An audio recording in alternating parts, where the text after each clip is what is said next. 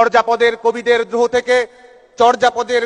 দ্রোহ থেকে কৈবর্তের বিদ্রোহ, ফকির বিদ্রোহ থেকে ফরায়েজি আন্দোলন, বাঁশের কেল্লা নিয়ে রুখে দাঁড়ানো তিতুমির, কলের বোমা হাতে ক্ষুদিরাম বসু, চট্টগ্রামের সেনাপতি সূর্য সেন প্রীতিলতা, ব্যারাকপুরে ব্রিটিশ শাসকের বিরুদ্ধে রুখে দাঁড়ানো মঙ্গল পাণ্ডে, বিনয় বাদল দীনেশ থেকে সুভাষচন্দ্র বোস, রবি ঠাকুরের ছুঁড়ে ফেলা নাইট পদক আর নজরুলের কবিতার দ্রোহ, বাঙালির হাজার বছরের শৃঙ্খল মুক্তির সংগ্রামের সমস্ত সাহসের একত্রিত উচ্চারণ, জাতির পিতা বঙ্গবন্ধু শেখ মুজিবুর রহমান, তোমার অমর স্মৃতির প্রতি অতল শ্রদ্ধা হে জাতির পিতা। আজকের এই আলোচনা সভায় শ্রদ্ধার সঙ্গে স্মরণ করছি জাতির পিতা বঙ্গবন্ধু শেখ মুজিবুর রহমানের সারা জীবনের জীবন্ত ডায়েরি। বঙ্গবন্ধু তনয়া দেশরত্ন শেখ হাসিনার ভাষায় মুক্তিযুদ্ধের সবচেয়ে বড় গেরিলা। এই স্বদেশকে যিনি সন্তানের মতোই ভালোবেসেছেন।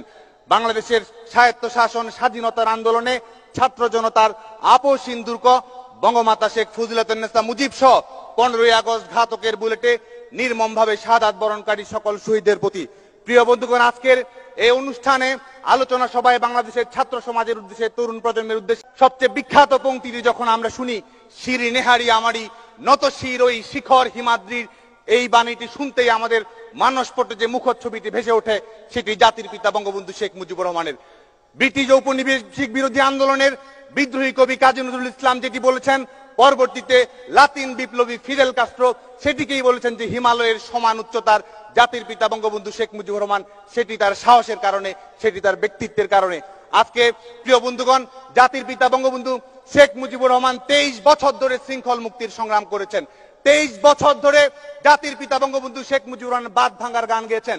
স্বাধীনতার জন্য আন্দোলন, বাংলাদেশের মানুষকে প্রস্তুত করা, সাম্প্রদায়িক মানসিকতায় দুষ্টতার রূপরেখা তৈরি করার জন্য তিনি আন্দোলন সংগ্রাম করেছেন, বৈঠক করেছেন, 6 দফা দিয়েছেন। যেই 6 দফাকে সে সময়ের সাংবাদিক ওবায়দুল হক তিনি বলেছেন যে আমাদের এই 6 দফা হচ্ছে আমাদের অ্যাডভান্স বার্থ সার্টিফিকেট, আমাদের অগ্রিম জন্ম সনদ হচ্ছে এই 6 দফা। সেই 6 দফা প্রণয়ন করতে গিয়ে বঙ্গবন্ধু শেখ মুজিবুর রহমান বলেছিলেন, এমন একদিন নিশ্চয়ই আসবে যেদিন গণবিস্ফোরণের মাধ্যমে বাংলার মানুষ তার মৌলিক মানবাধিকারগুলো ছিনিয়ে নিবে। এবং পরবর্তীতে আমরা জাতির পিতা বঙ্গবন্ধু শেখ মুজিবুর রহমান আমাদের স্বাধীনতার আন্দোলনকে সাফল্যের সঙ্গে নেতৃত্ব দিয়ে এই দেশের ভিত্তি রচনা করেছিলেন। জাতির পিতা বঙ্গবন্ধু শেখ মুজিবুর রহমান ক্ষমতা এবং জনতার প্রশ্নে সবসময় জনতাকে বেছে নিয়েছেন। জাতির পিতা বঙ্গবন্ধু শেখ মুজিবুর রহমান বৈষম্য এবং সমতার প্রশ্নে সবসময় সমতাকে বেছে নিয়েছেন। জাতির পিতা বঙ্গবন্ধু শেখ মুজিবুর রহমান শৃঙ্খল এবং স্বাধীনতার প্রশ্নে সবসময় স্বাধীনতাকে বেছে নিয়েছেন।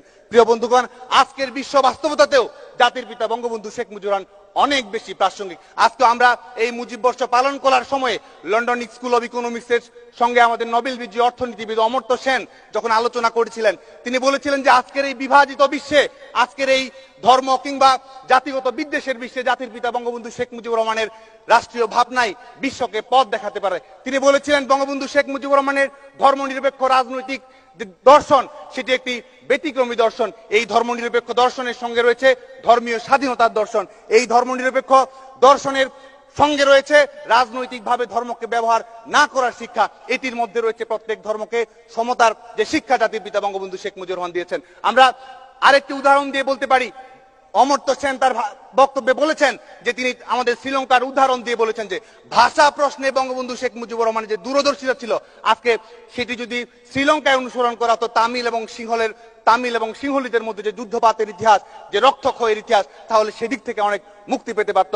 জাতির পিতা বঙ্গবন্ধু শেখ মুজিবুর রহমান শুধুমাত্র একজন জাতির পিতা নন, শুধুমাত্র একজন স্বাধীনতার মহান স্থপতি নন। আজকে আমাদের সচেতন শিক্ষার্থী বন্ধুদের প্রতি আমাদের অনুরোধ থাকবে, আপনারা খেয়াল করে দেখবেন যে পৃথিবীতে যারা রাষ্ট্রনায়ক রয়েছে, কেউ গণতান্ত্রিক আন্দোলনের নেতা, কেউ ঔপনিবেশিক বৈষম্য বিরোধী আন্দোলনের নেতা, কেউ সমাজতান্ত্রিক বিপ্লবের নেতা, কেউ কৃষক শ্রমিক মেহনতি মানুষের কণ্ঠস্বর হয়ে উঠেছেন, কেউ আমাদের কল্যাণধর্মী রাষ্ট্রের জন্য সংগ্রাম করেছেন।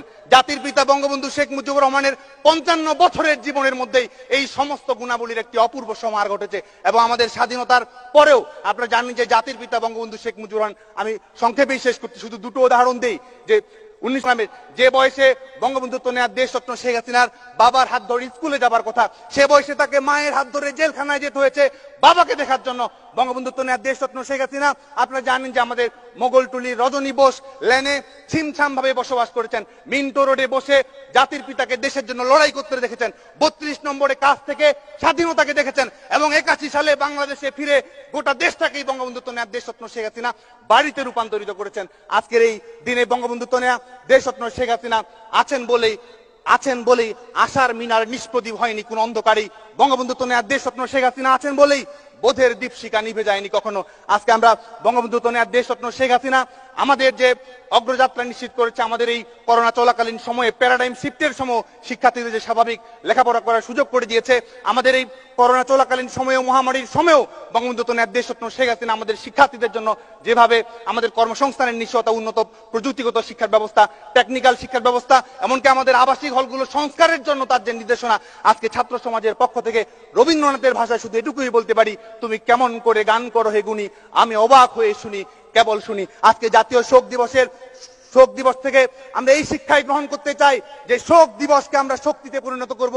এই শোক থেকে যে জাগরণ ঘটবে, সেই জাগরণের মাধ্যমে আমরা ফেব্রুয়ারির মাথা নত না করার শপথ নিব।